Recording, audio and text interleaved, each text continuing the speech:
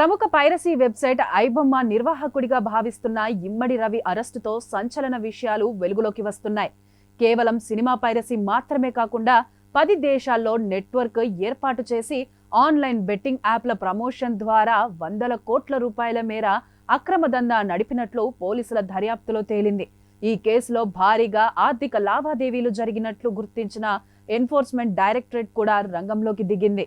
Case వివరాల్ని తమకు అందించాలని హైదరాబాద్ పోలీసులను కోరింది. గతంలో సాఫ్ట్వేర్ ఇంజనీర్గా పనిచేసిన రవి తన జీతం సరిపోకపోవడంతో పాటు భార్య, అత్తామామలు చులకనగా మాట్లాడడంతో సులభంగా డబ్బు సంపాదించాలని పైరసీ మార్గాన్ని ఎంచుకున్నట్లు విచారణలో అంగీకరించాడు. తాను ఒంటరిని, నన్ను పట్టించుకునే వారెవరూ లేరు, ఏం చేసుకుంటారో చేసుకోండి అంటూ పోలీసులకు నిర్లక్ష్యంగా సమాధానమిచ్చినట్టు తెలిసింది.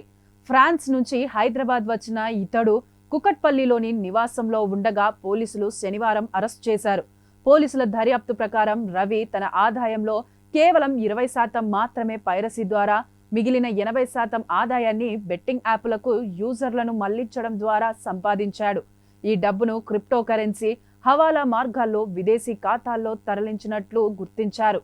ఇప్పటికే ఇతని బ్యాంకు ఖాతాల్లో ఉన్న 3.5 కోట్లను స్తంభింపజేశారు. రవి నెట్వర్క్ లో పలువురు విదేశీయులు కూడా ఉన్నారని, వారిపైన కేసులు నమోదు చేస్తామని పోలీసులు తెలిపారు. ప్రస్తుతం చెంచల్గూడ జైల్లో రిమాండ్లో ఉన్న రవి ఎవరితోనూ మాట్లాడకుండా ముభావంగా ఉంటున్నాడు. తనను కలిసేందుకు వచ్చిన న్యాయవాదులతో కూడా మాట్లాడేందుకు నిరాకరించాడు. విదేశీ పౌరసత్వం ఉన్న రవి దేశం విడిచి పారిపోయే ప్రమాదం ఉండడంతోనే అరెస్ట్ చేశామని పోలీసులు రిమాండ్ రిపోర్ట్లో పేర్కొన్నారు. సాక్షి టీవీ ప్రసారాలను నిలిపివేయడం చట్టరీత్యా నేరం. సాక్షి టీవీ ప్రసారాల కోసం మీ స్థానిక కేబుల్ ఆపరేటర్ని వెంటనే సంప్రదించండి. DTHలో, ఇంటర్నెట్లో కూడా సాక్షి టీవీ ప్రసారాలను వీక్షించవచ్చు.